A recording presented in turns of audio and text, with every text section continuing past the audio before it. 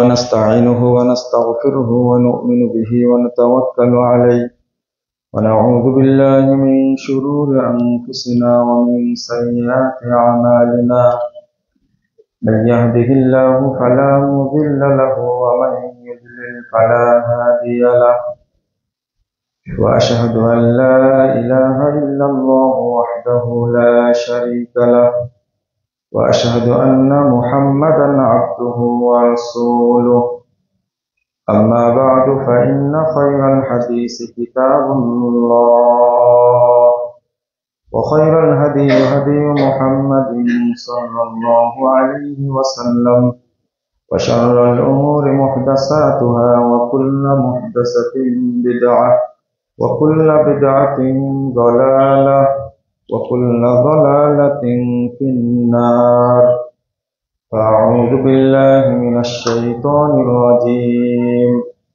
وكذلك جعلنا لكل نبي عدوا شياطين الإنس والجن يوحي بعضهم إلى بعض زخرف القول غرورا وقال صلى الله عليه وسلم إن الشيطان يحضر أحدكم عند كل شيء من شأنه رواه مسلم। সম্মানিত মুসল্লিবৃন্দ, সালাত বাতিল করার জন্য শয়তানের ভূমিকা এবং আমাদের করণীয়, এই বিষয়টা নিয়ে আপনাদের সামনে খুতবা আলোচনা করব ইনশাআল্লাহ। ওয়া তাওফীকি ইল্লা বিল্লাহ আলাইহি তাওয়াক্কালতু ওয়া ইলাইহি উনীব। শয়তান 7 দফা কর্মসূচি নিয়ে কাজ করে। এই 7 দফা কর্মসূচি থেকে বাঁচার জন্য আমাদের প্রতিনিয়ত লড়াই করতে হবে। প্রথম দফা উকবাতুল শিরক ওয়াল কুফর, ও মানুষকে প্রথমে কাফের বা মুশরিক বানানোর চেষ্টা করে। এটাতে শয়তান অনেকটা সফল হয়েছে। সারা বছর ইবাদত করার পরে যখন দুর্গা পূজা আসে, তখন আমরা সবগুলোকে কি করে দিই? শারদীয় দুর্গা পূজার শুভেচ্ছা। ওমা ইউমিনু আকসারুহুম বিল্লাহ ইল্লা হুম মুশরিকুন। আল্লাহ বলছেন, আল্লাহর প্রতি ঈমান আনা সত্ত্বেও অধিকাংশ মানুষই মুশরিক। আয়াতের অনুবাদে ভুল নাই, আপনার বুঝতে ভুল হতে পারে। ওমা ইউমিনু আকসারুহুম বিল্লাহ ইল্লা হুম মুশরিকুন, 106 নম্বর আয়াত সূরা ইউসুফ। ঈমান আনা সত্ত্বেও অধিকাংশ মানুষই মুশরিক। ঈমান আনা সত্ত্বেও বলতে নামাজ পড়ে, হজ করে, উমরা করে, যাকাত দেয়, রোজা রাখে, এরপরে মুশরিক বলছেন। সূরা আনকাবুত 52 নম্বর আয়াতে আল্লাহ বলছেন, ওয়া ইন্না কাসীরাম মিনান নাস বিলিকাই রাব্বিহিম লাকাফিরুন। অধিকাংশ মানুষ রবকে বিশ্বাস করে, কিন্তু আল্লাহর সাথে যখন সাক্ষাৎ, লিকাই রাব্বিহিম কাফিরুন, তখন কাফির অবস্থায় সাক্ষাৎ করবে। নাউযুবিল্লাহ। রাসূল সাল্লাল্লাহু আলাইহি ওয়াসাল্লাম বলছেন, ইয়াতি আলান নাস জামান, মানুষের সামনে একটা যুগ আসবে, সময় আসবে, ইস্তামিউন ওয়া ইসাল্লুনা ফিল মাসাজিদ, দলে দলে মানুষ মসজিদে যাবে, সব মসজিদ মুসল্লি দ্বারা ভর্তি থাকবে। ওয়ালাইসা ফীহি মুমিন, কিন্তু ওই যুগটাতে কোন মসজিদে একজন ঈমানদার খুঁজে পাওয়া যাবে না। এরা মুশরিক, কাফের, মুনাফিক। মানে মসজিদে আসছে, এরপরে কি? কাফের, মুশরিক। আল্লাহ বলছেন, ومن يدعو مع الله إلها آخر لا برهان له به فإنما حسابه عند ربه إنه لا يفلح الكافرون لا حول ولا قوة إلا بالله। স্পষ্ট যারা আল্লাহর সাথে আরেকজনকে সংযুক্ত করে, অ্যাড করে, তাদের কোনো দলিল থাকবে না। আর কিয়ামতের মাঠে এই কাফেরেরা সফল হতে পারবে না। তো কিয়ামতের মাঠে আমাদের সফল হওয়ার দরকার নেই, আমরা চাই দুনিয়াতে সফল হই। নাউযুবিল্লাহ। অথচ ইন্নামা দুনিয়া মাতাউল গুরুর, দুনিয়া একটা ধোঁকা। আজকে দুনিয়ার মোহে পড়ার জন্য আমরা হিন্দুদের সাথে দুর্গা পূজায় সামিল হয়ে গেলাম, তাও মাথায় টুপি দিয়ে, এক বুঝা মুখে দাড়ি। আস্তাগফিরুল্লাহ, আস্তাগফিরুল্লাহ। আল্লাহ যেন আমাদের হেফাজত করেন। সাবধান, এই যে কথাগুলো কোরআন সুন্নাহর স্পষ্ট বাণী, তাহলে শয়তান কি এখানে সফল হয়নি? অন্যদিকে মাজার পূজা, কবর পূজা, মূর্তি পূজা, এগুলো তো আছেই। রাসূল সাল্লাল্লাহু আলাইহি ওয়াসাল্লাম বলছেন, লা তাকুমুস সাআহ হাত্তা তালহাকা কবাইলু মিন উম্মতি ইয়াবুদুল আসনাম। কিয়ামত ততদিন হবে না যতদিন আমার উম্মতের বহু দল মূর্তি পূজা না করবে। আমার উম্মতের বহু দল মূর্তি পূজা না করা পর্যন্ত কি হবে না? কিয়ামত হবে না। ওয়াতালহাকা বিল মুশরিকিন, তারা মুশরিকদের সাথে মিশে যাবে। এই বাস্তবতা। প্রথম কথা আপনাদের বলে দিলাম, তার ৭ দফা কর্মসূচির মধ্যে আরেকটা হলো উকবাতুল বিদআহ।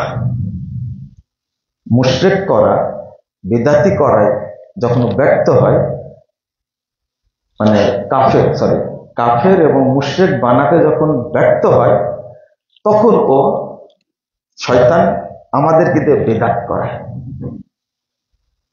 বেদাতের কয়েকটা রকম আছে, ধরন আছে। যেমন কিছু বেদাত, আবার মনে করেন না কিছু ভালো বেদাত আর কিছু খারাপ বেদাত, এটা না, কিন্তু এটা গ্রেড। গ্রেড বুঝেন তো? A grade, B grade, C grade. বেদাতেরও কি আছে? গ্রেড আছে।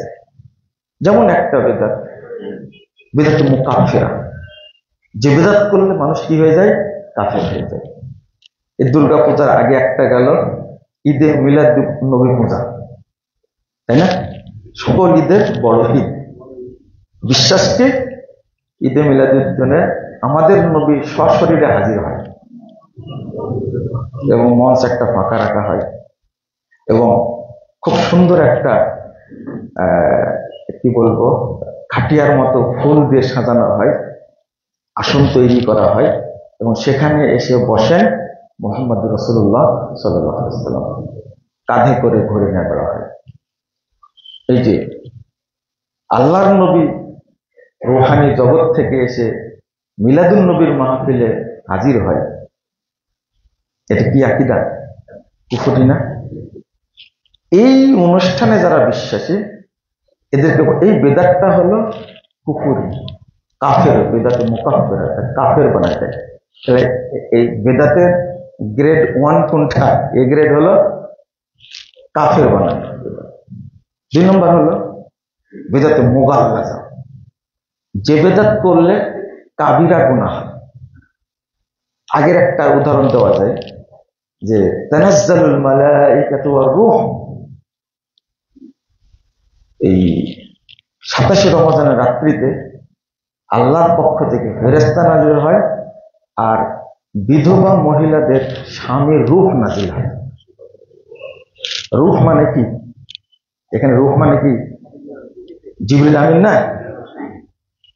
তারা ফতোয়া দিয়েছে জিবরিল আমিন না, এটা হলো বিধবা স্ত্রীদের স্বামী হাজির হয়, সারা রাত অপেক্ষায় থাকে, গোসল করে ভিজা কাপড়ে উপস্থিত থাকে যে স্বামীর রূহের সাথে তার সাক্ষাৎ হয়। এটা কি আকীদা? কি আকীদা? কুফরি, কুফরি। তাহলে এই বেদাতটা হলো কি, যে বেদাত বিশ্বাস করলে মানুষ কি হয়ে যাবে? কাফের হয়ে যাবে। জন্ম দিবস পালন করছেন, মৃত্যু দিবস পালন করছেন না? আপনি করেন কিন্তু শুনেন আগে, সন্তানের করছেন, বাবা মায়ের করছেন। মরার 100 বছর পরেও তার জন্ম দিবস পালিত হচ্ছে, মৃত্যু দিবস পালিত হচ্ছে, মরার 100 বছর পর। তো এই সংস্কৃতিটা কাদের? মোমবাতি জ্বালানো, কেক কাটা, এই কাজটা হলো বেদাতি। কিন্তু কাজ করতে গিয়ে কি করে ফেলি আমরা? শিরক করে ফেলি, কুফরি কাজ করে ফেলি।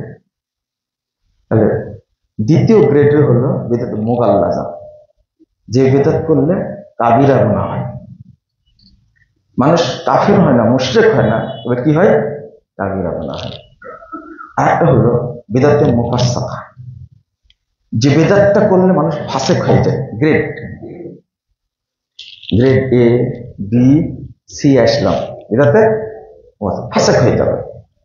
আর A B C D, grade D হলো বেদাতে মুখাফফা, যেগুলো সাধারণ বেদাত। এটা এই দুইটাকে ভাগ করে বলছেন যে একটা হলো বড় বেদাত, আর একটা কি ছোট বেদাত। বেদাতে কুবরা আর বেদাতে সগরা। বেদাতের গ্রেড বুঝলেন তো? আবার বললেন না যে বেদাতের প্রকার করে দিছে ভালো আর খারাপ, এটা বলিনি, কিন্তু আমি গ্রেড বলছি। গ্রেড আশা করে বুঝতে পারছেন। শয়তান যখন মানুষকে কাফের মুশরিক বানাতে না পারে, তখন তাকে কি বানায়? বেদাতি বানায়। বেদাতি মানে ভালো ভালো আমল তার সামনে দেয়। এই যে প্রতারিত করা। আল্লাহ বলছেন, وكذلك جعلنا لكل نبي عدوا شياطين الإنس والجن يوحي بعضهم إلى بعض زخرف القول غرورا। 112 নম্বর আয়াত সূরা আনআম। আল্লাহ বলছেন, মানুষের মধ্যে থেকে শয়তান আছে আর জিনের মধ্যে থেকে শয়তান আছে। এটা আমি বলি আপনাদেরকে, জিন শয়তান সম্পর্কে আমরা অনেকটা অবগত, কিন্তু মানুষ শয়তান কারা এটা কিন্তু চিনেন না। মানুষ শয়তান কারা? যতদিন আমরা মানুষ শয়তানকে চিনতে না পারবো, আল্লাহ কিন্তু আগে বলছেন শায়াতিনাল ইনস ওয়াল জিন, আগে বলছেন মানুষ শয়তান, তারপর বলছেন কি জিন শয়তান। পরেরটা চিনি, কিন্তু মানুষ শয়তান আমরা চিনি না। যতদিন মানুষ শয়তানকে আপনি চিহ্নিত করতে না পারবেন, ততক্ষণ আপনি বেদাত কুফর শিরক পরিত্যাগ করতে পারবেন না। 121 নম্বর আয়াতে একই সূরা আনআমের মধ্যে আল্লাহ বলছেন, ওয়া ইন্নাশ শায়াতিনা লাইউহুনা ইলা আউলিয়াইহিম। শয়তান নিযুক্ত করা মানুষের মধ্যে যারা ওদের এজেন্ট আছে, শয়তান তাদের কাছে ওহী করে। আল্লাহ বলছেন, ওয়াইন আতা'তুমুহুম, তোমরা যদি এই এজেন্টদের আনুগত্য করো, ওয়াইন আতা'তুমুহুম, তোমরা যদি শয়তানের নিযুক্ত এজেন্টদের আনুগত্য করো, ফলো করো, ইন্নাকুম লামুশরিকুন, তাহলে অবশ্যই তোমরা মুশরিক হয়ে যাবে। তাহলে এদেরকে চেনা লাগবে না? বোঝেননি মনে হয় আপনারা। শয়তানের নিযুক্ত এজেন্টদেরকে আল্লাহ কি বলছেন? তোমরা চিনে রাখো। ওয়াইন আতা'তুমুহুম, এই এজেন্টদের যদি তোমরা ফলো করো, অনুসরণ করো, আনুগত্য করো, ইন্নাকুম লামুশরিকুন, অবশ্যই তোমরা মুশরিক হয়ে যাবে, মুশরিক হয়ে যাবে। এই জন্য বলি, পীর ধরা মানে শয়তান ধরা, বলি না? এটা দলিল। ইন্নাকুম লামুশরিকুন, আর তারা তো মুশরিক বানানোর জন্য রেডি রাখছে। পীর সাহেব প্রথম তার কাজই হলো এমন ভাবে মুরিদ বানানো। আমাদের বিখ্যাত আলেম আপনার আর রাহিকুল মাখতুমের লেখক আল্লামা শফিউর রহমান মুবারকপুরী, তাকে তো চিনেন আপনারা। শফিউর রহমান মুবারকপুরী মুরিদ বলতেন না, মারিদ বলতেন। ওদের শয়তান নাম মারিদা আছে না, মারিদ মানে বিধায়িত, ও তো মুরিদ বলো না, তোমরা মারিদ বলো, আরবি ভাষাটা মারিদ। তো এই মুরিদ মানে কি? একজন মানুষ কখনো মুরিদ হতে পারে না। মুরিদ বলা যায় কে? আল্লাহ ইয়াফআলুল্লাহু মা ইউরিদ, যা ইচ্ছা তাই করতে পারেন একমাত্র কে? আল্লাহ। আর যখন পীরের কাছে সে সঁপে দিয়েছে তখন মুরিদ বলে দিয়েছে তাকে, তুমি এখন যা ইচ্ছা তাই করো। বোঝাতে পারলাম কি আপনাদেরকে? এখন যা ইচ্ছা তুমি তাই করো, জেনা করো, চুরি করো, ডাকাতি করো, সন্ত্রাসী করো, কোনো সমস্যা নাই, কারণ তোমার নামটা আমি কি করে ফেলেছি। অথচ একমাত্র আল্লাহ ছাড়া কোন মাখলুক এই দাবি করতে পারে না, তাকে মুরিদ বলে দিয়েছে। তো উদ্দেশ্য এই লোকটাকে মুশরিক বানানো, এই লোকটাকে কাফের বানানো, এই লোকটাকে পথভ্রষ্ট করা। এই জন্য ফতোয়া দিয়েছে, যার পীর নাই শয়তান তার পীর, যার পীর নাই শয়তান তার পীর। এর জবাবটা হলো পীর ধরা মানে শয়তান ধরা। পীর আপনি ভুলে যাবেন না, কিন্তু মনে রাখবেন, পীর ধরা মানে কি? দলিল সূরা আন-নাম 121 নম্বর আয়াত, ওয়া ইন আতাতুমুহুম ইন্নাকুম লামুশরিকুন, অবশ্যই তোমরা মুশরিক হয়ে যাবে। এটা আল্লাহ রাব্বুল আলামিন স্পষ্ট করে বলে দিচ্ছেন। সবচেয়ে ভয়ানক ব্যাপার হলো, আপনারা বোঝার চেষ্টা করেন, রাসূলুল্লাহ সাল্লাল্লাহু আলাইহি ওয়াসাল্লাম বলছেন, 2033 নম্বর হাদিস সহিহ মুসলিমের মধ্যে আসছে, ইন্নাশ শাইতান ইয়াহজুরু আহাদাকুম ইনদা কুল্লি শাইইন মিন শানিহি। সহিহ মুসলিমের হাদিস, শয়তান তোমাদের প্রত্যেকটি সময়ে প্রত্যেকটি কাজে উপস্থিত হয়। প্রতিটি কাজে শয়তান আছে। এমনকি যখন একজন মানুষ চলতে গিয়ে ফিরতে গিয়ে হাত থেকে কিছু পড়ে গেল বা ধাক্কা লাগলো বা হুচুট খেলো, এই ভূমিকাটাও কার? শয়তান। ছোট্ট একটা কাজ, ছোট্ট একটা কাজ। আপনার হাদিসটা আসছে আবু দাউদের মধ্যে 4982 নম্বর হাদিস, রাসূলুল্লাহ সাল্লাল্লাহু আলাইহি ওয়াসাল্লাম সনদ সহিহ, সাহাবী বলছেন যে আমি গাধার পিঠে উঠেছি, রাসূলের পিছনে ছিলাম, তো গাধা হোঁচট খেয়েছে, তখন আমি বলে উঠলাম, তাইসা শয়তান, শয়তান ধ্বংস হোক। রাসূল সাল্লাল্লাহু আলাইহি ওয়াসাল্লাম বলছেন, লা তাকুল তাইসা শয়তান, তাইসা শয়তান ধ্বংস, এটা বলে না, তুমি যখন কথা বলো তখন শয়তান অনেক নিজেকে বড় মনে করে, আমি ঘটাইছি, এটা আমার কারণে হয়েছে।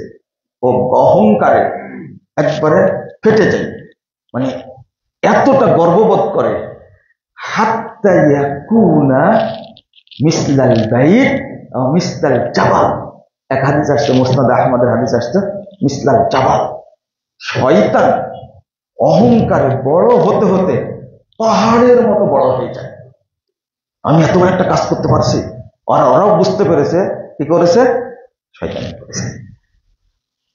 ছোট্ট হোঁচট খাওয়া বা কি হাত থেকে কোনো জিনিস পড়ে যাওয়া, পিছলে পড়ে যাওয়া, এখানেও কে কাজ করে? শয়তান। আমি নামাজের কথা বলিনি, ছোট্ট একটা কাজ, ধাক্কা লাগা, এই কাজটাতেও শয়তান কি থাকে? রেডি থাকে। তো রাসূল সাল্লাল্লাহু আলাইহি ওয়াসাল্লাম বললেন, যখন তুমি বলো কুল বিসমিল্লাহ, এই টাইমে তুমি বলো বিসমিল্লাহ, হাত্তা ইয়াকুনা মিসলাল যুবাব। তো বিসমিল্লাহ বলা মাত্রই বিশাল পাহাড়ের মতো শয়তান ছোট্ট মশার মতো হয়ে যাবে। কি বলতে হবে? মনে থাকবে তো? তাহলে রাসূল সাল্লাল্লাহু আলাইহি ওয়াসাল্লাম বলছেন যে শুধু যদি তুমি ওই জায়গায় বিসমিল্লাহ বলো, হাদিস দিয়ে প্রমাণ হলো একটা শয়তান কত বড় হতে পারে? পাহাড়ের মতো। এই পাহাড় বলতে বুঝাইছেন উহুদ পাহাড়। ধরেন উহুদ পাহাড়, আরো বড় পাহাড় আছে, বাইজা পাহাড় আছে। এই পাহাড় যদি বোঝানো যায় যে নিচে কত কিলোমিটার আছে, এটা কেউ জানে? উপরে দেখা যায়, উপরের দিক দিয়ে 4 কিলো, আর এদিকে কত কিলো? 8-9 কিলো ধরেন। একটা শয়তান যদি এত বড় হয়, এত বড় হয় অহংকারে, তাহলে এই শয়তানকে আপনি মোকাবেলা করবেন কি করে? মোকাবেলা করবেন কি করে? আমরা একটা জিনিস পেলাম এখান থেকে, বিসমিল্লাহ। কি বলবো? বিসমিল্লাহ। আল্লাহর নামের যে পাওয়ার। আমি একদিন শুধু বিসমিল্লাহর উপরে খুতবা দেব ইনশাআল্লাহ, যদি মনে থাকে আগামী দিন ইনশাআল্লাহ, শুধু বিসমিল্লাহর উপরে। আজকে শুধু এতটুকু বললাম।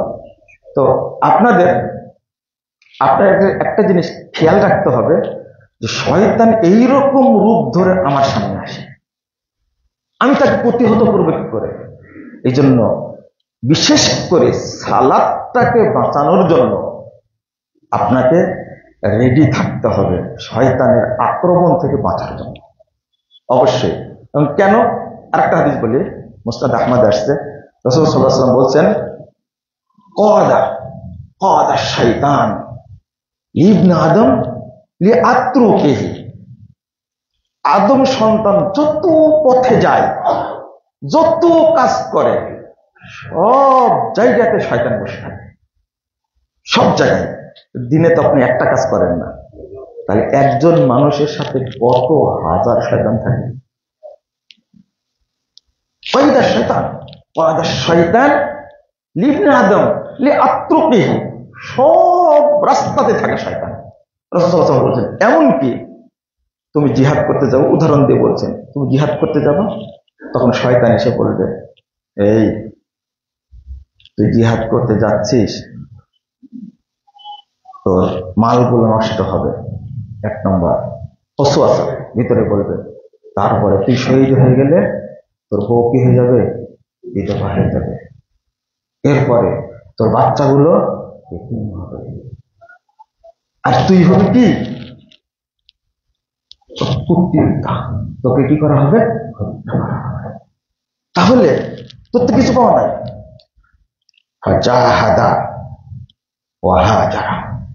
এরপরে শয়তানের ধোকাকে সে জয় করলো এবং হিজরতের জন্য, জিহাদের জন্য বেরিয়ে গেল। রাসূল সাল্লাল্লাহু আলাইহি ওয়াসাল্লাম বলছেন, এই ব্যক্তি যদি মারা যায়, আল্লাহ দায়িত্ব নিয়েছে তাকে জান্নাত দান করবে। লম্বা হাদিস, ছোট করে বললাম। আরো কয়েকটা উদাহরণ দিয়েছেন এইভাবে। প্রতিটি ক্ষেত্রে শয়তান লেগে আছে। তার মধ্যে সবচেয়ে বেশি ভূমিকা পালন করে সালাত নষ্ট করার জন্য। কি দিয়ে? বিদআত দিয়ে। আমি তো শিরক এবং কুফরের কথা বলে দিছি আগে। শয়তান সালাত নষ্ট করে কেন? প্রথম টার্গেট সালাত কেন? তার কারণ হলো, সালাত এমন একটা ইবাদত, মানে শয়তান যে আপনার পিছনে সালাত নষ্ট করার জন্য কি পরিমাণ সৈন্যবাহিনী সেট করে রাখছে আপনি ভাবতে পারবেন না। প্রথমত যদি আপনি চিন্তা করেন যে একজন ব্যক্তি ওয়াক্ত মতো সালাত আদায় করবে, তাই না? আজানের কথা চিন্তা করেন, আগে মানুষ ঘুম থেকে ওঠে, তাই না? রাসূল সাল্লাল্লাহু আলাইহি ওয়াসাল্লাম বলছেন যে মানুষ যখন ঘুমায় তখন শয়তান এসে তাকে গিট দেয়। কয়টা? 3টা গিট দেয়। 3টা গিট দেয়, আর তাকে বলতে থাকে, হাদিসের ভাষাগুলো এত চমৎকার। রাসূল সাল্লাল্লাহু আলাইহি ওয়াসাল্লাম বলছেন,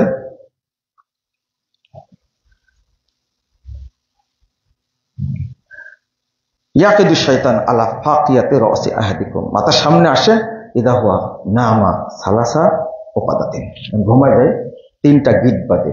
ইয়াজরিবু আলা কুল্লি উকদাতিন আলাইহি লাইলুন তাবিলুন ফারকুত, লাইলুন তাবিলুন ফারকুত, বলতে থাকে, অনেক বড় রাত, গা টিপে আর বলে, অনেক বড় রাত, তুই ঘুমা, লাইলুন তাবিলুন ফারকুত, ঘুমা। ফাইজিস্তান কাজা যাকারাল্লাহ ইন হালাত উকদাতুন, যখন ঘুম থেকে জাগে আর বলে কি, আলহামদুলিল্লাহিল্লাযী, কি মাশাআল্লাহ, মুখস্থ তাহলে আপনাদের আলহামদুলিল্লাহ জাহিয়ানা বাদা মা আমাতানা ওয়া ইলাইহিন নুশুর। এটা বলা মাত্রই একটা গেট খুলে যায়। ওই যে তাওয়াদ্দাগা ইন হালাত ওকতাতু, ওযু করলে আরেকটা খুলে যায়। ওয়াইন সাল্লা ইন হালাত ওকতাতু, আর যদি সালাত পড়ে ফেলে তাহলে তৃতীয় গেটটা কি হয়ে যায়? যারা ঘুম থেকে উঠে না তাদের কি হয়? ওদের ফজরে কি আর ওযুই কি নামাজে কি? তাহলে প্রথম টার্গেট দিনটা শুরু যেন হয় কি? এই অপবিত্র। পরে হাদিস আসছে ফাসবাহা নাশীতান তাইয়িবান নফস, সকাল করে পবিত্র একটা উৎফুল্ল আত্মা নিয়ে সকাল করে। ওয়াইল্লা আসবাহা খাবিসান নফস কাসলানা, এইটা না করে যদি এমনি উঠে যায়, সালাত পড়ে না, ঘুমাতে ঘুমাতে উঠে, তাহলে অপবিত্র আত্মা নিয়ে সে কি দিন শুরু করলো। সারাদিন আত্মাটা অপবিত্রই থাকবে। রাসূল সাল্লাল্লাহু আলাইহি ওয়াসাল্লামের কাছে ইবনে মাসউদ বললেন, একজন ব্যক্তির কথা, মাযালা নাইমান হাত্তা আসবাহা মাকামা ইলাস সালাহ, একজন লোক ঘুমাচ্ছিল, ঘুমাতে ঘুমাতে সকাল হয়ে গেছে। রাসূল সাল্লাল্লাহু আলাইহি ওয়াসাল্লাম বলছেন,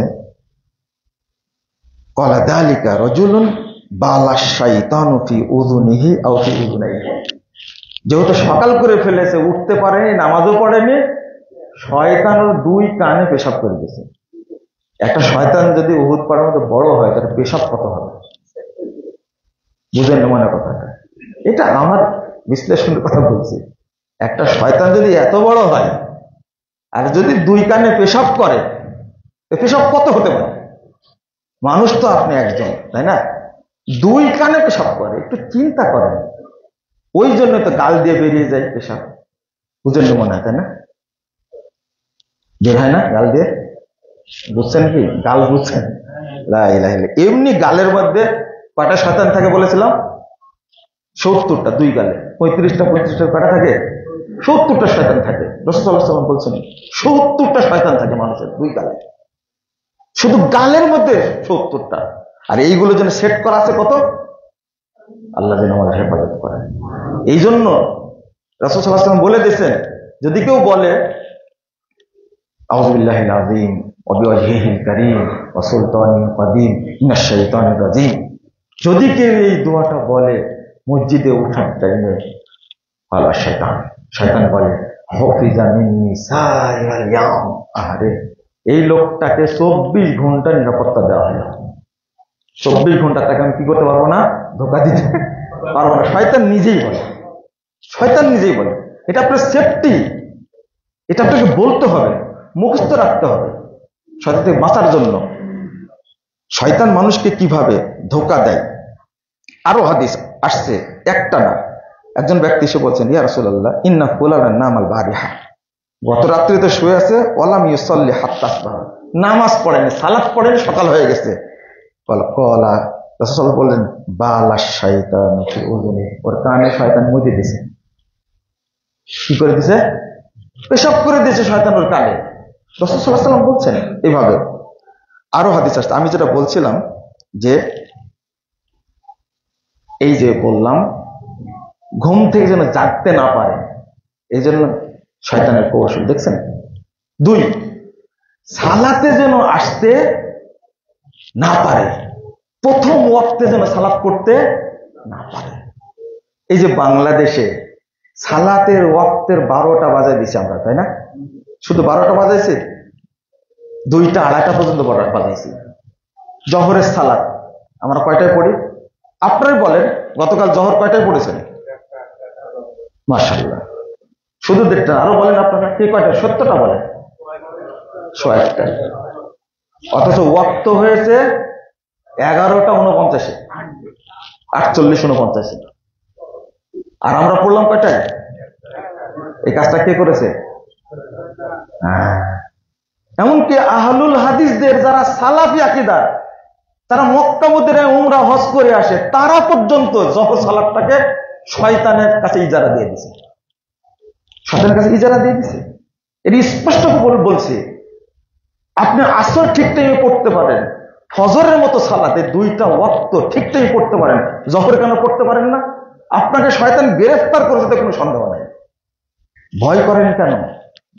আপনি তো পারবেন। আচ্ছা, মাদ্রাসা ছেলে প্রশ্ন করছে আমাকে যে আমাদের মাদ্রাসায় ক্লাসের কারণে সালাত পিছিয়ে দেওয়া হয়েছে। ব্যাংকের ম্যানেজার বলছে, আরে ভাই, যে কাজের কারণে আমরা একটাই বিরতি দিই 2টা পর্যন্ত। বা কাজের জন্য সালাত পিছিয়ে যাবে, মনে হচ্ছে যে কাজের জন্য সালাত না সালাতের জন্য কাজ।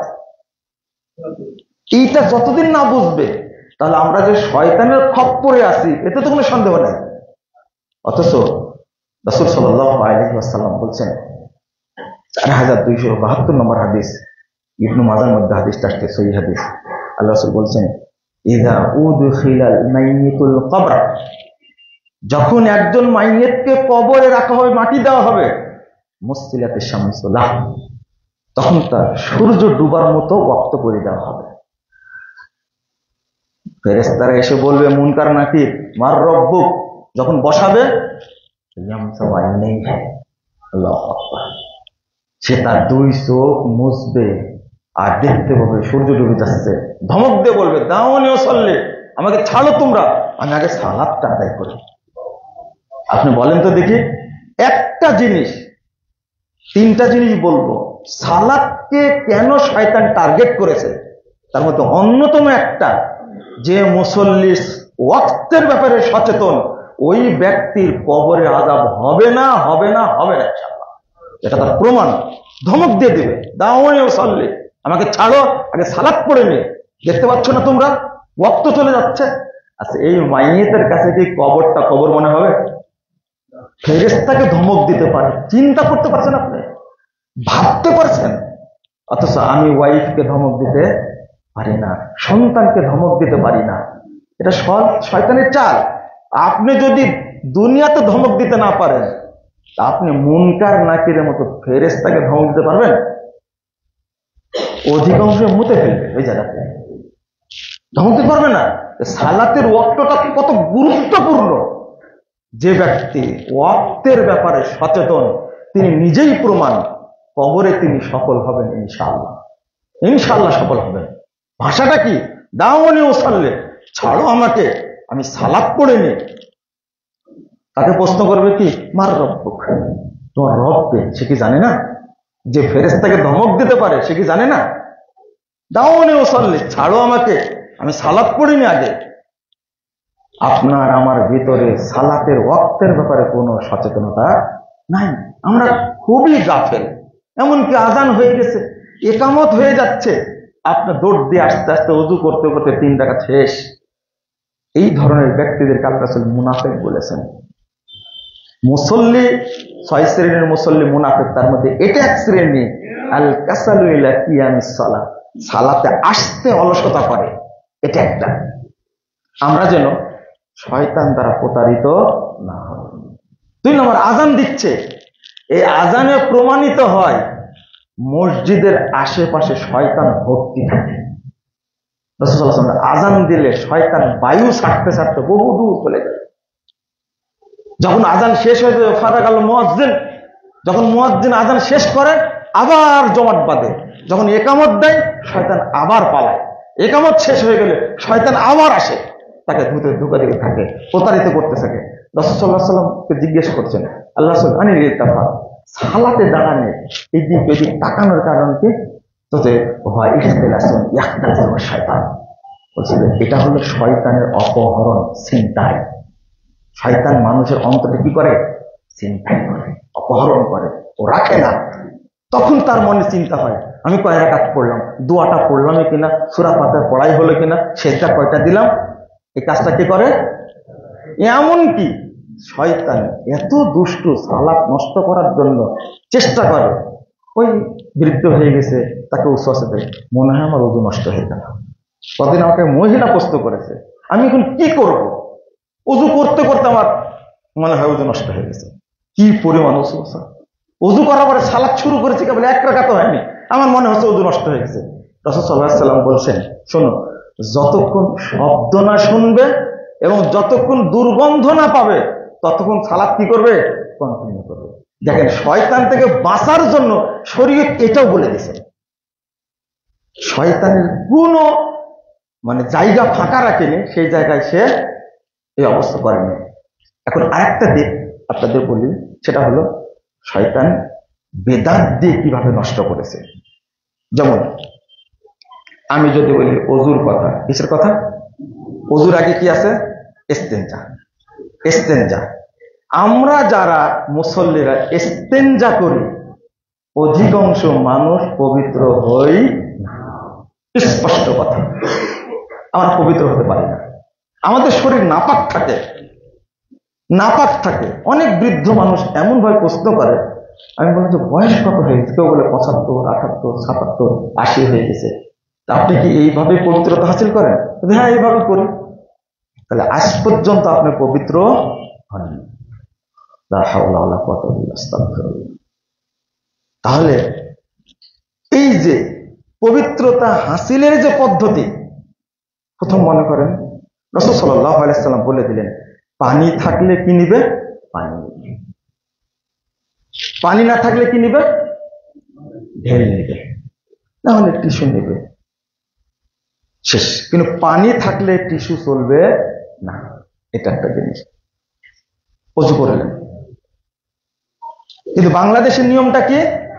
পেশাব করার পরে ঢেল নিবে বা টিস্যু নিবে, ওখানে একটু নাচানাচি করবে, লাফালাফি করবে, উঠা বসা করবে। নির্লজ্জের একটা দিক আছে। এরপর একটা প্রশ্ন করি আপনাদেরকে, আধা ঘন্টা 40 কদম কসরত করার পরে যদি 1 ফোঁটা বের হয়, তখন কি করবে? এই দায়িত্বটা কে নিবে? বের হতে পারে না। একজন বড় বিদ্বান উদাহরণ দিয়েছেন, মাফ করবেন আমাকে, বলছেন যে গরুর ওলান যত নাড়াচাড়া করবে দুধ ততই বের হতেই থাকবে। বলেছেন এই কথাটা, বড় বিদ্বান, নাম বললাম না আপনাদেরকে। এই কথা পর্যন্ত বলেছেন না। এরপরে যদি 1 ফোঁটা, হাফ ফোঁটা যদি বের হয়, এই দায়িত্ব কে নিবে? বলেন, উত্তর দেন আমাকে। কে নিবে দায়িত্ব? অথচ এই দায়িত্ব আমরা কেউ নিচ্ছি না। কসরত করছি, 50 কদম হাঁটছি, এই করছি সেই করছি, শেষ, নিলাম না। কিন্তু 1 ফোঁটা যদি বের হয়, তাহলে আপনি কি হয়ে গেলেন? কি হয়ে গেলেন? অপবিত্র।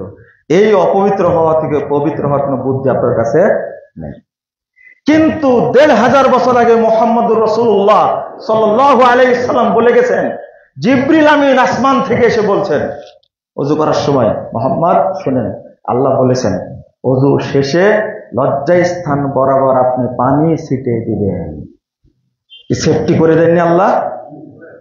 এই শয়তান ইবলিস এই সুন্নাতটাকে মেরে দিয়েছেন। শিখাই দিয়েছে কি?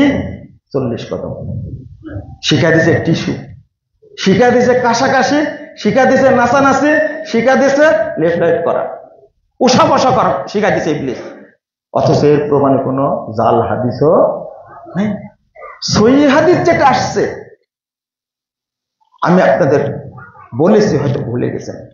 তাহলে এই অপবিত্র রাখছে কে? শয়তান। তো নামাজি যেন না হয় এই নামাজ। এবার যদি আপনি ওযুর কথা বলেন, ওযু তো মেরে দিছে আগেই। আমরা সুন্দর করে ওযুর দোয়া বানাই দিছি। ওযুতে মুহাম্মদুর রাসূলুল্লাহ সাল্লাল্লাহু আলাইহি ওয়াসাল্লাম পড়তেন কি? বিসমিল্লাহ, শুরু বিসমিল্লাহ দ্বারা, আর শেষ করতেন কি দ্বারা? আশহাদু আল্লা ইলাহা ইল্লাল্লাহ ওয়াহদাহু লা শারীকা লাহু ওয়া আশহাদু আন্না মুহাম্মাদান আবদুহু ওয়া রাসূলুহু।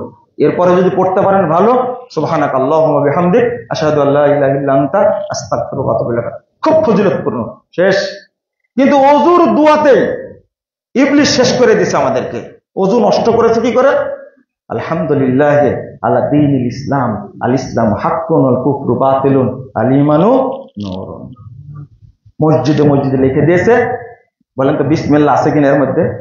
গোষ্ঠী শেষ। তাহলে প্রথমে ওযু কি হয়ে গেল? ওযু কি হয়ে গেছে? বাতিল। এটা হলো শয়তানি দোয়া। আর শরীয়তের দোয়া কি? বিসমিল্লাহ। আচ্ছা, জ্ঞানী মানুষ কি নাই? বিজ্ঞ মানুষ কি নাই? শয়তান কেন পিছনে লাগছে? এরপরে কুলি করার এক দোয়া, নাকে পানি দেওয়ার এক দোয়া, মুখ ধোয়ার এক দোয়া, হাত ধোয়ার এক দোয়া, মাথা মাসা করার এক দোয়া, পা ধোয়ার এক দোয়া। ওজুর নিয়ত ঘাড় মাসা করা, এই যে বলে দিলাম, ভুলে গেছিলাম, ঘাড় মাসা করা। আর একটা হলো দেখেন ওজু কিভাবে ধ্বংস করেছে ইবলিস। এক চুল্লু পানি নেবেন, তাকান, এক চুল্লু পানি নেবেন, অর্ধেক মুখে অর্ধেক নাকে দিবেন, এটাই সুন্নাহ। আগে 3 বার কুলি করে নেবেন, তারপরে আলাদা করে 3 বার নাকে পানি দিবেন, এটা শরীয়ত সম্মত না। আমরা অনেকে ভুল করি না?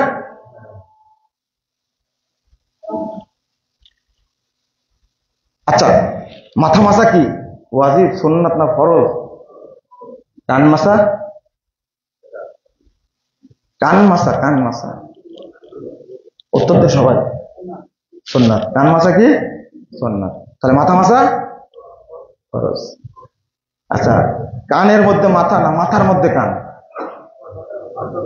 না কানের মধ্যে মাথা? মাথা মাসা করো, তাহলে কান মাসা করা সুন্নাত আপনাকে কে বললো?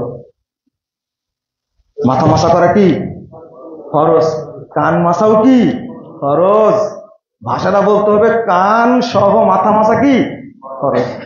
একটা ফরজ দায়িত্ব কি রাসূল সাল্লাল্লাহু আলাইহি ওয়াসাল্লাম শিখাই দিলেন, এখান থেকে পিছনে যাবে, পিছন থেকে সামনে আসবে, একই সঙ্গে কান মাসা করবেন।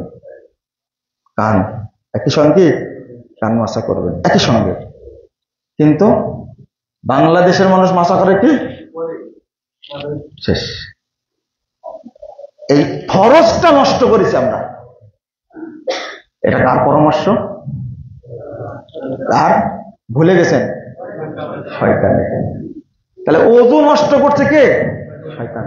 এরপর ঘাড় কেটে দিচ্ছি না, ঘাড় কেটে দিচ্ছি। ইমাম নবী বলছে এটা বেদাত। এই সম্পর্কে যত হাদিস বর্ণিত সব কি জাল। জাল হাদিসের কবলে রাসূলুল্লাহ সাল্লাল্লাহু আলাইহি ওয়াসাল্লামের সালাত, এই যে খুঁটে খুঁটে ধরে দেওয়ার কারণে বাংলাদেশে যত মোল্লা আছে সব গালি দেয় আমাকে, সব গালি দেয় আমাকে। আপনাদের অনুরোধ করব, আপনাদের কষ্ট দিতে চাই না। এইভাবে যদি আজানে ঢুকেন, আপনি আজান শেষ করে দিয়েছে ইবলিস, শেষ করে দেয়নি? আজান শেষ করে দিয়েছে। একজন ব্যক্তি যখন আজান দেয়, আচ্ছা ওযুর পরে, ওযু তো শেষ করলেন, পানি ছিটাই দিবেন অবশ্যই, ইনশাল্লাহ ছিটাবেন তো? ডান হাতে বা বাম হাতে পানি নিয়ে কাপড়ের উপরে লজ্জাস্থান করবেন, কি পানি ছিটে দেবেন। এই সুন্নাত। এক শ্রেণীর মানুষ হত্যা করেছে, আমরা এই সুন্নাতকে জীবিত করবো ইনশাল্লাহ। বলে যাবেন একবার, একবার আপনি শুধু ছিটাই দিলেই হলো। এখানে বলা হয়নি কয়বার, ঠিক আছে? আপনি 3 বার করবেন, এটা হাদিসে নাই, ওই জন্য বললাম ছিটাই দিবেন, আপনার সুবিধা নেই সেটা দিবেন। তাহলে এটা ওযুর ব্যাপার। ওযু যদি না হয় সালাত হবে? প্রশ্ন আসে হওয়ার। তায়াম্মুমে পর্যন্ত ইবলিস জালিয়াতি করছে, তায়াম্মুমে পর্যন্ত। তায়াম্মুমের প্রথম ফরজ হলো নিয়াত করা, তাই না? নিয়াত করা। তো 1 বার না 2 বার মারবে? দেখেন, হ্যাঁ একই, কোন নিয়মের বাইরে নাই। শোনেন, একবার হাত মারবেন, অথবা মাটিটা হাতে নিবেন, মাটিটা রেখে দিলেন, হাতে ফু দিবেন, দিয়ে আগে মুখ মাসা করবেন, কি মুখ কবজি পর্যন্ত, আগে ডান হাত, তারপরে কি বাম হাত, তায়াম্মুম শেষ। কিন্তু হজ উমরাতে গেলে দেখা যায় ওযু করবে এই যে এই পর্যন্ত, এই পর্যন্ত। ওযুর গোষ্ঠীও শেষ করে দিয়েছে, তায়াম্মুম শয়তান শেষ করে দিয়েছে। কে বলেছে এইভাবে পা মাসা করছে, এইভাবে কান মাসা করছে? ওই যে মাটি নিয়ে কান মাসা করে, মাথা মাসা করে, পা মাসা করে, ওযুর মতো করে, ওযুর মতো করে। তাহলে তায়াম্মুমটাকে ঠিক রাখছে না নষ্ট করে দিছে? শেষ, তায়াম্মুমকে ধ্বংস করে দিছে। তা আপনারা যোগ্য মানুষ, এক একজন প্রফেসর, এক একজন ব্যবসায়ী, দক্ষ মানুষ, লেখাপড়া করেন, জ্ঞানী মানুষ, ইঞ্জিনিয়ার, ডাক্তার, আপনাদের অনেক বুদ্ধি আছে। তো ওযুটা ঠিক করার জন্য একদিন চেষ্টা করা যায় না? হুজুরের উপরে দিয়ে ভর, বিসমিল্লাহ আল্লাহু আকবার, কতদিন মারবেন আপনি? হুজুর বলেছে গাই ষাঁড় হলেও সমস্যা নাই। এরকম তাকলিদ আপনি করবেন কেন? আপনি বিশেষ ক্যাডার, আপনি অনেক বড় শিক্ষিত মানুষ, আপনাকে সম্মান করি, কিন্তু যখন দেখি আপনি এইরকম বোকার বোকা, তখন আপনাকে অপমান করতে ইচ্ছা করে। আপনি এই এলিম দিয়ে কি হবে, যে যাচাই করতে জানেন না। ইলিশ মাছটা আসলে পদ্মার না চাঁদপুরে, এইটা 10 বার দেখেন, তারপরে কিনেন। ইলিশ মাছ খেয়ে জান্নাতে যাবেন আপনি? জান্নাতে যাবেন তো, তাই না? এটা কাপড় কিনতে গেলে আপনি কত দোকান দেখেন, কোন দোকানে গেলে হবে, কোন দোকান থেকে খাঁটি সরিষা পাওয়া যায়, কার মধ্যে ভেজাল নাই, সারাদিন খোঁজ করছেন। বডি ফিটনেস ঠিক করার জন্য আপনি দৌড়াচ্ছেন, মেশিন কিনেছেন, ভাত খান না, এই খান, সিয়াসিড খান, মধু খান, সবজি খান, সারাদিন এত ফিটনেস তৈরি করে কি জান্নাতে যাবেন আপনি? এইগুলো ফজিলতে জান্নাতে যাবেন আপনি? কয়জন ব্যক্তির নিয়াত আছে শরীর ফিটনেস ঠিক রাখবো, তাহাজ্জুদ পড়বো, আমি একবার মতার আগ পর্যন্ত ফিট থাকবো, এই উদ্দেশ্যে কয়জন করে? ওই গপ্প আমাদের শোনাবেন না। আগে নিজের ধর্মীয় আকীদার ফিটনেস ঠিক আছে কিনা এটা দেখেন। ওই মাইকেল জ্যাকসন বলেছিল 150 বছর বাঁচবো আমি। কয়জন ডাক্তার রাখছিল? বেঁচেছে কয়জন? মাইকেল জ্যাকসনের মধ্যে টাকা আপনার আছে? আপনার বাপেরও নেই, 14 গোষ্ঠীর নেই। তার যে টাকা ছিল এই বাংলাদেশ 30 বছর বাজেট করা যাবে। আর আপনার এত বড় অহংকার, সরি মাফ করবেন না, মাফ করবেন, বলতে চাচ্ছি আপনারা যাচাই করেন না কেন? ইবলিসের খপ্পরে পা দিয়েছি কেন আমরা? নর্মাল ব্যাপার, দলিল আছে মানবো, দলিল নাই। পাতিলের ভাত আপনার ওয়াইফ কয়টা টিপে? কয়টা টিপে? 1 2 3টা টিপলে টিপতে যান না। দেখেন হুজুরেরা কই পরিমাণ প্রতারক, এরা অরিজিনাল যে শয়তানের দালাল আপনার কাছে ধরা পড়বে। আপনার জুমা নষ্ট করে ফেলেছে, সালাত নষ্ট করে ফেলেছে। মসজিদে আসবেন 2 রাকাত পড়ে বসবেন, কোনো নেকি নাই, নেকি হলো জান্নাত। কিন্তু হুজুর বলে দিয়েছে পড়া যাবে না, সরাসরি বসে পড়তে হবে। এটা শয়তানি ওসওয়াসা না, এটা হাদিস আছে লাল বাতি জ্বালা রাখবে।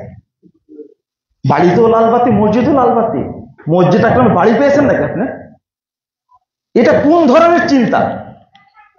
আপনি মসজিদে আসলেন, মাগরিবের পরে একটানা পড়ে যাচ্ছেন সালাতুল আওয়াবিন।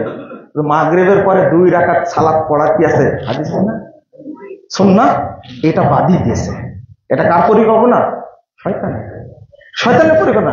সালাতের উপরে যে আক্রমণ করেছে, আপনি সালাতে দাঁড়ায় গেলেন, দাঁড়া যাওয়ার পরে নিয়াত করা শুরু করলেন না, নাই তো আনুসল্লি, সালাত থাকলো না, বাতিল হয়ে গেল। একটা হলো শরীয়তের আমল আর একটা শয়তানের আমল, দুইটা এক জায়গায় হলে কি নষ্ট হবে? শরীয়ত নষ্ট হবে না? আস্তাগফিরুল্লাহ, আস্তাগফিরুল্লাহ। পানি আর পেশাব এক জায়গায় হলে কি নষ্ট হবে? পেশাব না পানি? শরীয়তের আমলের মধ্যে যে শয়তান আমল ঢোকা দেন, তাহলে কি নষ্ট হলো? বাতিল। বেদাত পবিত্র না অপবিত্র? অপবিত্র। শয়তানের আমল কি পবিত্র হয়? এইটা এখনো বোঝানো যাচ্ছে না। আমি আবার উদাহরণ দেব, সালাতের মধ্যে শয়তান কি বেদাত ঢোকাছে। মূল টার্গেট হলো এক, সালাত কবুল হলে আমাদের সমস্ত আমল অটো কবুল হয়ে যাবে। এটা হলো হাদিস। আল্লাহ রাসূল বলছেন কুবিলা সাইদ আমালি। 2 নম্বর, কারো যদি সালাত কবুল হয়, এই ব্যক্তি মিথ্যা কথা বলবে না, এই ব্যক্তি জেনা করবে না, এই ব্যক্তি চুরি করবে না, এই ব্যক্তি ডাকাতি করবে না, এই মহিলা বেপরদায় চলাফেরা করবে না, এ হারাম খাবে না। যদি কি হয়? সালাত কবুল। এই জন্য ইবলিস বলে আগে সালাত নষ্ট করে। সালাত নষ্ট করলে, এই জন্য আজকে ইবলিসের খপ্পরে পড়ার কারণে আমি একজন মুসল্লি 50 60 70 বছরের সালাত পড়ি, কিন্তু এখনো সুদ খাই, আমি এখনো জেনা করি, আমি এখনো মিথ্যা কথা বলি, আমি এখনো হারাম খাই, আমি এখনো মদ গাঁজা সোয়ানি বিড়ি সিগারেট তামাক জর্দা করি, সব খাই আমি। মানে আমি নামাজ পড়ি 60 বা 70 বছর যাবত, এখনো হারাম খেতে থাকে। লা হাওলা ওয়ালা কুওয়াতা ইল্লা বিল্লাহ। এগুলো কার খপ্পরে পড়েছে? আমরা শয়তানের খপ্পরে পড়েছি। আল্লাহ যেন আমাদেরকে বোঝার তৌফিক দান করেন। আমি আপনাদের একটা খুতবায় আবেদন করব, মানুষের সালাতটা ফ্রেশ করার জন্য আমাদের যে বইটা আছে জাল হাদিসের কবল রাসূল সাল্লাল্লাহু আলাইহি ওয়াসাল্লাম সালাত, আল্লামা দিলওয়ার হোসেন সাঈদী রাহিমাহুল্লাহ তিনি চিঠিতে লিখে গেছিলেন, আমি বলতে পারি না, ব্যবসায়ী ভাইদের প্রতি অনুরোধ করতে লিখে দেন, লক্ষ লক্ষ কপি ছাপিয়ে বাংলাদেশের প্রত্যেকটি মানুষের ঘরে ঘরে পৌঁছে দিন। আপনাদের প্রতি তার আবেদনটাই রাখছি আমি, মানুষ সঠিক সালাত শিখুক, ভুলগুলো বুঝতে পারুক। এই জন্য আপনারা এই বইটা বেশি বেশি প্রিন্ট করার জন্য সহযোগিতা করবেন। আপনারা নিজেরাই করেন, বিতরণ করার চেষ্টা করেন। এটা আমার শেষে অনুরোধ থাকলো, আমরা যেন শয়তানের এই অপবিত্র আমল থেকে আমাদের সালাতকে যেন রক্ষা করতে পারি। আল্লাহ যেন আমাদের তৌফিক দান করেন, আল্লাহ যেন আমাদেরকে বুঝার তৌফিক দান করেন, আল্লাহ যেন আমাদেরকে হেদায়েত দান করেন। বারাকাল্লাহু ফিকুম ওয়া জাযাকুমুল্লাহু খাইরান।